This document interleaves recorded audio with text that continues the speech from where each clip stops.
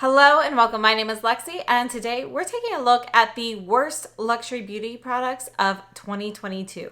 So we're not looking at things where just, they're okay, but they were disappointing. We're looking at things that were like terrible regrets. So these are the items that I really did not like. We're going to go through those. Definitely, if you haven't purchased these, I would highly recommend staying away. So let's go ahead and get started.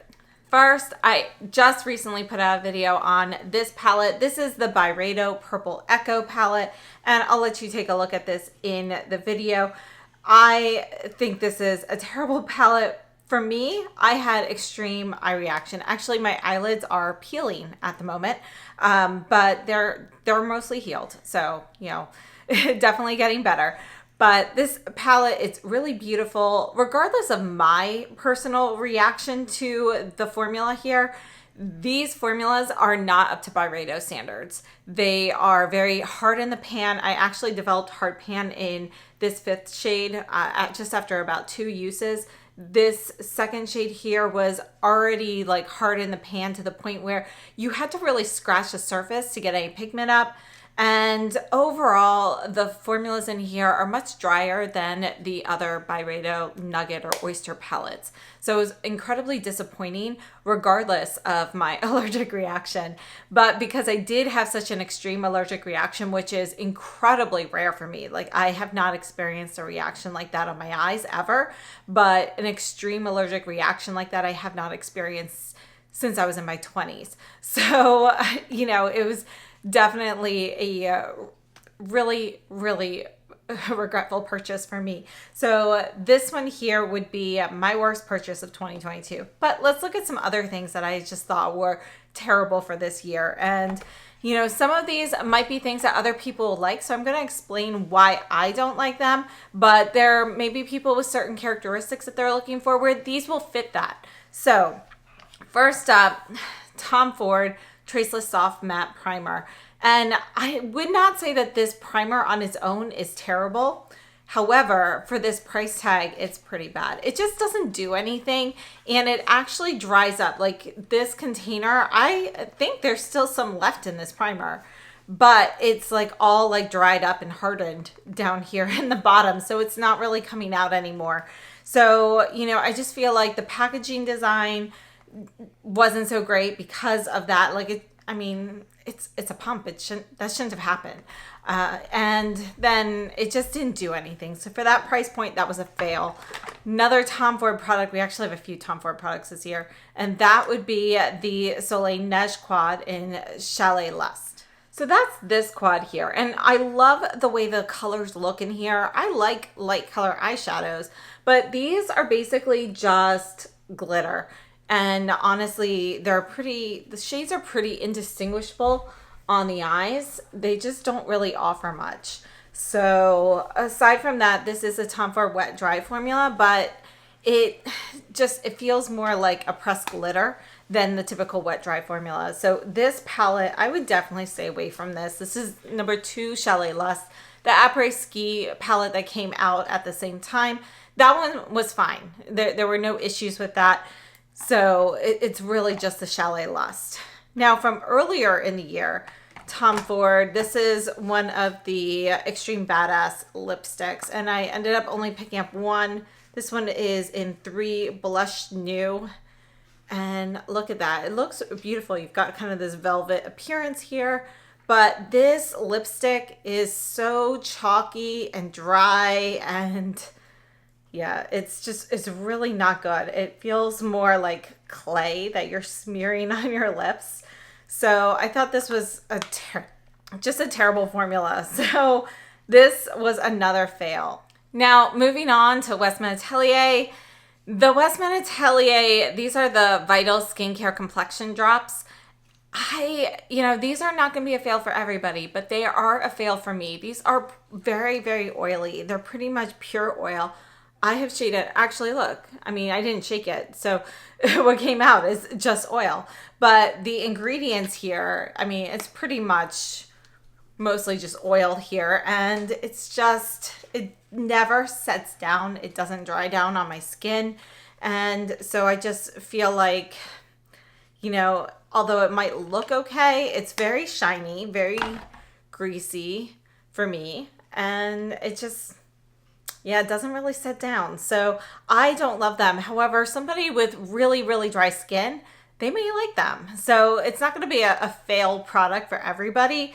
But for me, I have balanced skin. It goes a little bit dry right now at this time of year, but definitely not extremely dry. So that one's a fail for me. And likewise, we also have the Jones Road What the Foundation. Now, this, I mean, this is what it looks like now. But I had to kind of mix it in here.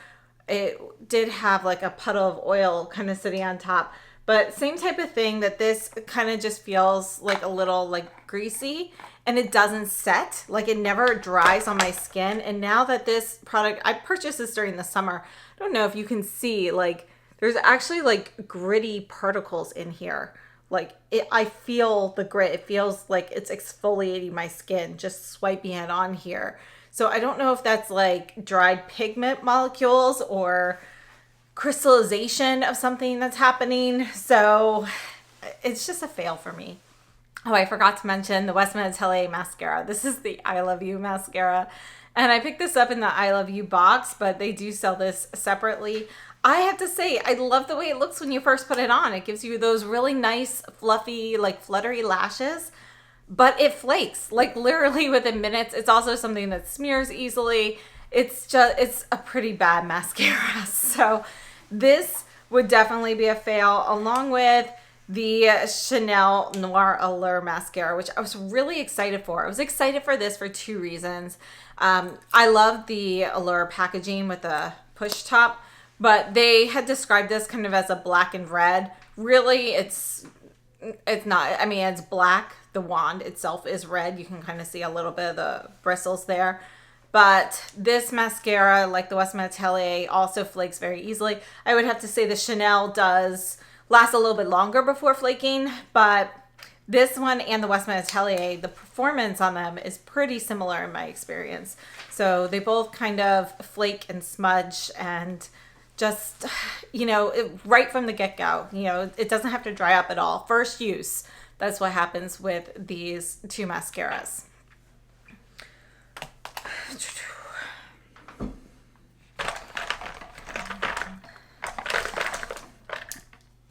Now, Chanel had some semi-disappointing products for me this year.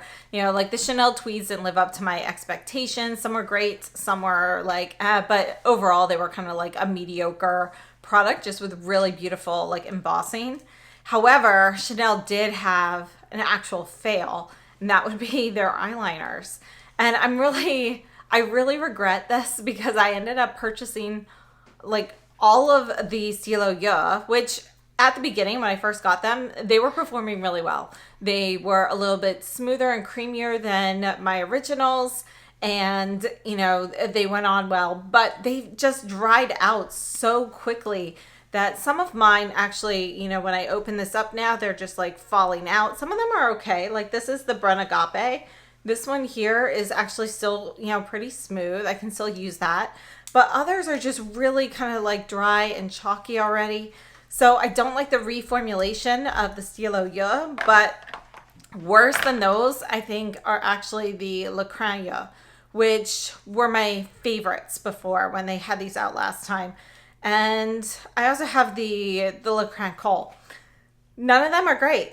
They are all pretty dry. I mean, look at this. You can see how choppy it is after sharpening it. You know, these aren't old. Like, look, I'm trying to like draw this. I'm pressing hard, and you can see how it's like skipping and stuff.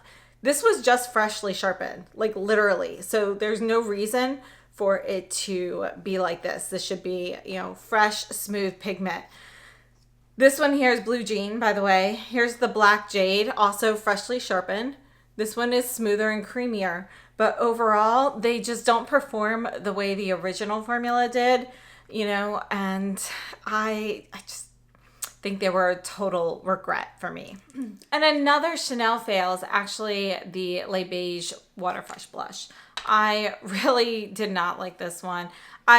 First of all, I just find it to be really gimmicky, but pouring this out, and then, you know, you have to break the pigment beads and kind of blend this out. I really think if you want to get a nice smooth look on the skin, you have to do that somewhere else and then dip into this. If you break these, you know, pigments on your actual skin while you're blending that in, it's going to end up, you're going to have some spots that have more pigment than others. It's just, I don't like it. I think that's like a total fail personally. So yeah, the Water Fresh blush was another fail. Another fail that I actually already got rid of was the Hermes highlighter. It was just so hard in the pan. So, you know, and it was really gold also. So I didn't like the color for me, but it was really the formula that made it a fail. It was just very, very firm, hard to get up any pigment. I just scratched the surface of mine to get the product up. So I got rid of that one. It was just not good. Next, another fail. This is a lipstick. These are the Makeup by Mario lipsticks. And I picked up a few of these. They're just really, really dry for me. So I don't like the way they feel on my lips. They're pretty drying. And this one here is the shade Jessie. So, you know, I think that's the main reason that I don't like these is just that they're dry. They're also really inconsistent. So some shades are going to be more dry than others. But overall, they're just really drying on the lips. Likewise, the Christian Louboutin, these are the liquid matte lipsticks. I picked up a couple of the new shades. I'm so glad I only picked up two because I wanted to get more of these. But not only are they much warmer than the promotional photos that they have online, they are very drying on the lips as well. So they make my lips feel very desert-like. So this one here is number 383F. And another lipstick that I find to be incredibly drying are the Hindosh lipsticks. So there's actually a lipstick and a lip balm. This one here is the Balm Rest in Roses, which is better than the lipstick, but it's still I think drying on the lips. And honestly, his color choices personally, I didn't love the particular shades for me, but it's really more about the formula here. I just find the formula to be substandard. So this is the lipstick here in Call Me Peaches, which I have to say though, when he uses this on a model, you know, they look gorgeous, but I just find them to be very dry and kind of chalky feeling. So I personally am not a fan. Those were a fail for me. And then we have two more fails. We have the Mob Beauty blush. This is the cream blush in, I have shade 73. And I like how they are refillable. Honestly, I only used this like twice just to kind of test it out, but it just fades away so quickly and it just, you know, it doesn't last on the skin. It just, my skin like soaks up the color and it's just really not a great blush in my opinion. I think there are better ones out there.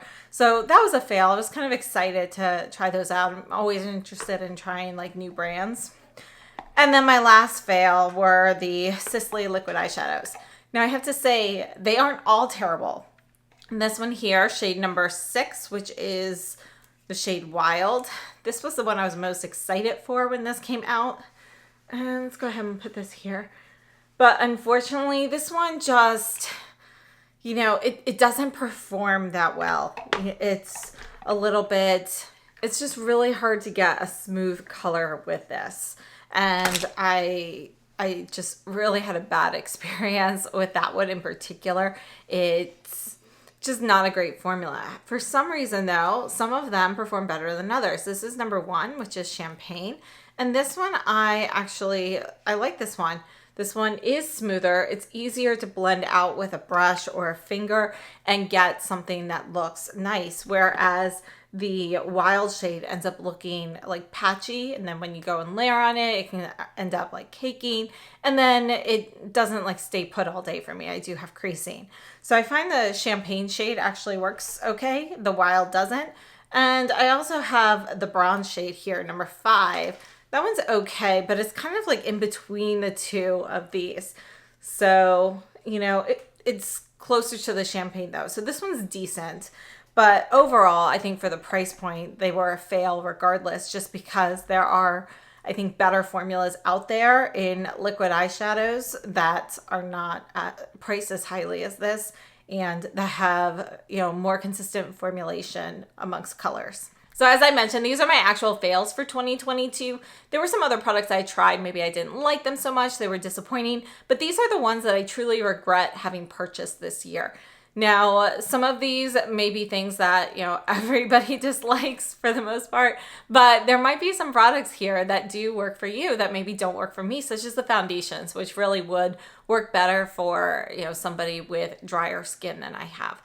But I would love to know if you had any fails for the year, any products that you really regret purchasing, or if perhaps you actually really do like some of the products I didn't like, if you have any suggestions for use or just for any community members who are reading the comments, if you have any particular characteristics you'd like to highlight, please share them in the comments so everybody can see them.